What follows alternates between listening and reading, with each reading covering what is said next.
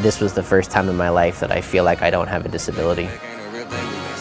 My life was about being an athlete first. My entire world changed the day that I found wheelchair basketball, and I'm so incredibly grateful that I found this game.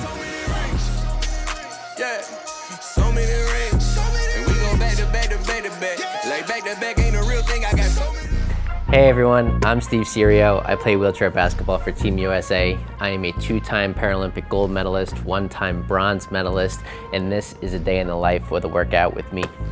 So I acquired my disability very early on in life. I was actually born with a benign spinal tumor that went undiagnosed for the first 11 months of my life. During that time, the tumor became infected and inflamed and crushed my spinal cord, resulting in the incomplete paralysis of my lower extremities. So living with a disability, it's all I know, it's all I remember. And I didn't find adaptive sports, and specifically wheelchair basketball, until I was 15 years old. And the day that I found it, my life completely changed. My world became around focusing on the things that I could do and not focusing on the things that I couldn't. The day that I found wheelchair basketball was a fork in the road moment for me. I had always been an athlete growing up, but I had to play able-bodied sports because that was the world my loved ones decided to raise me in. I didn't know that adaptive sports or wheelchair basketball even existed growing up. And I remember going down to practice and sitting in a wheelchair for the very first time. And it was a basketball wheelchair that was like 10 times the size. That was too big for me. But I remember pushing up and down the court and going through practice. And after practice, I remember being in the car with my father, and he hesitatingly asked me, "So, how did it go? What did you think? It looked like you were having a great time out there." And in typical teenager fashion, I turned to him and said, "This was the first time in my life that I feel like I don't have a disability. This is the first time that the rules didn't have to be changed so that I could participate. I was around like-minded kids and their parents, and my life was about being an athlete first." I was fortunate enough to have some success early on in my career, and then attended the University of Illinois, where I graduated with a degree in kinesiology and exercise science, and have been on Team USA since 2006.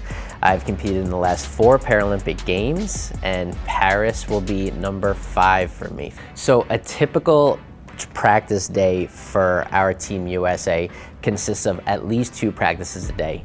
All of our athletes are scattered all across the US. So when we get together, which is basically every 2 weeks at the training center in Colorado Springs, we have to make the most of our time because we don't have a lot of time together.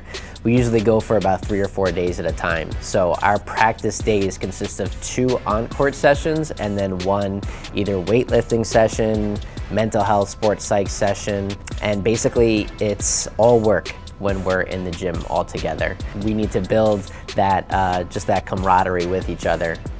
So we have a lot of work to do, and every time we're together, we're taking steps towards another gold medal. As an athlete, my training goal is to be the absolute best, most conditioned, physically ready to compete in the Paris Paralympic Games in a couple of months.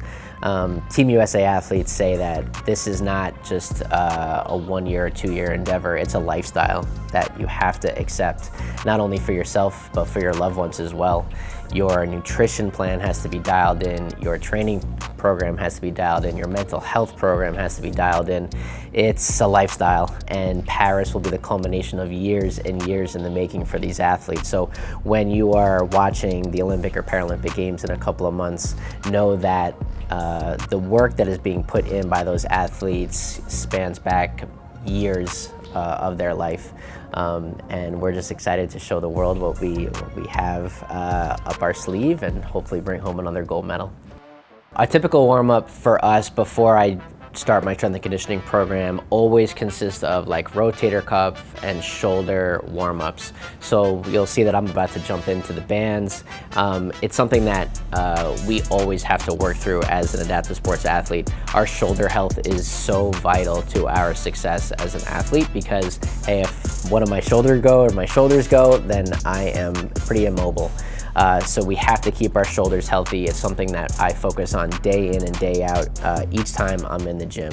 So I usually open each workout with a pushing movement, and that's because if you watch wheelchair basketball, the primary movement that we do is pushing the wheelchair you have to be able to be explosive in wheelchair basketball. So the first movement I usually do is a pushing movement, and I'm going to demonstrate a dumbbell bench press from the floor.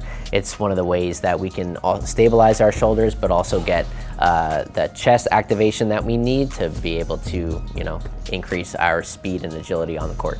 So the next exercise that I like to do is a variation of a pull-up, and I'm gonna show you guys how we do a variation of the pull-up in my sports basketball wheelchair. Again, once you have to counterweight those pushing elements to make sure that your shoulders remain healthy, and obviously as we recover each of our pushes, it's a pulling motion. And that typically is around 3 sets to about 10 or 12 reps each time. The next exercise that we do is a lot of ab work, a lot of core work. We have to be stable in our sports wheelchair because if you watch the game, we are getting put in a bunch of different compromising positions. I need to be able to reach for the ball and then come right back to neutral to get ready to shoot. So to have your core function strong is vitally important.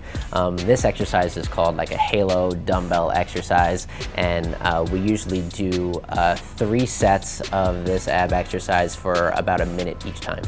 So the next exercise we'll do is another core workout, and it's basically just a leg lift that we like to do.